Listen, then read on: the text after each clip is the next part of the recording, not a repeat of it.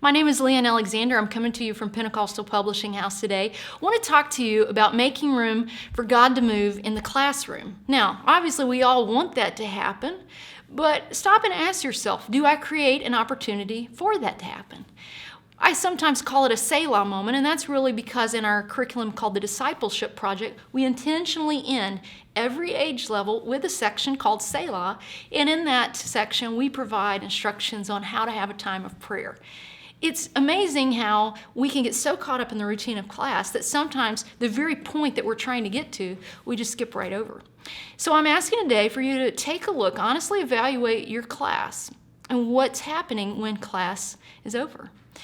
It's amazing because the practical necessities of our church setting will sometimes dictate what happens in our classroom. Some of that's just reality and what's going to happen.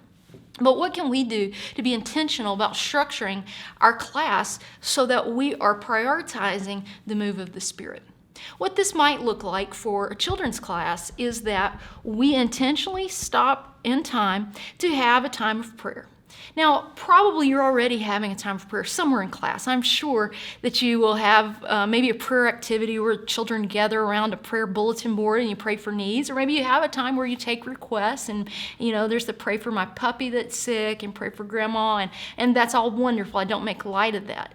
But I'm looking at another time of prayer toward the end of class when we allow a time and we encourage a time where the Spirit of the Lord can move in. And what we've been talking about, God can apply that to hearts, and He can work on hearts with that in mind. So if I've just taught a lesson on the necessity of being born again, that lesson needs an application. I need to seek for this new birth experience. But if we just finish up the class and we move right on to the next part of our day, we've missed an opportunity for our students to encourage them to apply the very thing we're talking about. In children's classes, a lot of times we have a certain church schedule that we have to follow. Maybe there's a transition that comes with something else in the service. And so we've got so many games and activities, and our kids should have fun, absolutely. But many times we just teach right up and suddenly we hear there goes the organ. Oh, okay, everybody get together. Let's get the activity papers. Everybody get in line, line up. And I understand that's just the way the day has gone. But if we're more intentional up front to say, you get together with your other volunteers and say, we're going to stop at X time in our morning, and we're going to have prayer, and we're going to ask God, and we're going to encourage our children to pray for God to work in us based on whatever our application was of our lesson. I've talked in a previous video about the importance of every time I walk into that classroom, I have to have a clear biblical passage we're going to teach from. I've got to have an interpretation of what it shows us about God. And there must be an application, and I will do fill in the blank from whatever we're learning about God from that part of the Bible. The next step is let's have a time of prayer where we say, God, help me with fill in the blank, whatever that application is.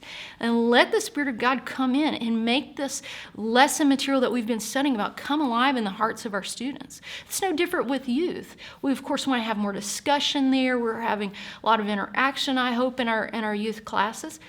By all means, let's make sure that we also have time where our students can talk to God, not just each other, but talk to God about this subject matter that we've been discussing. And it's a time where they can be challenged to dig deeper and ask the Spirit of the Lord to help them in this subject matter.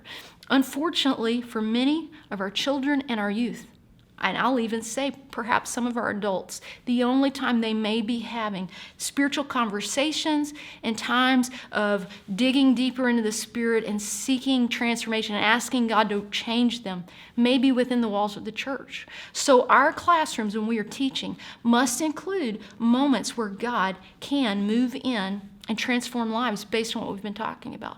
Additionally, with adults, by the same token, our measures of success can't be just that we got through all of the lesson, check, we made it through every page.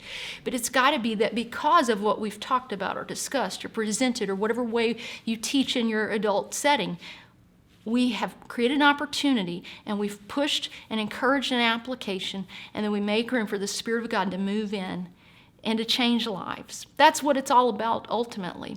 And as we add knowledge and as we look to the Word of God, we know that His Spirit will come in and that He can do the work that my words alone can't do. I know that. But as we look to His Word and then we seek a time where His Spirit moves, the combination of His taught Word and the move of His Spirit can do more than all the games, all the discussions, all the activities. It's all of it working together. But I just want to encourage you, don't overlook that incredibly important component of having a time of prayer and time in God's presence at the end of your class for Him to move on the lives of your students. We'll have more discussion on these teaching ideas. Stay tuned from Pentecostal Publishing House.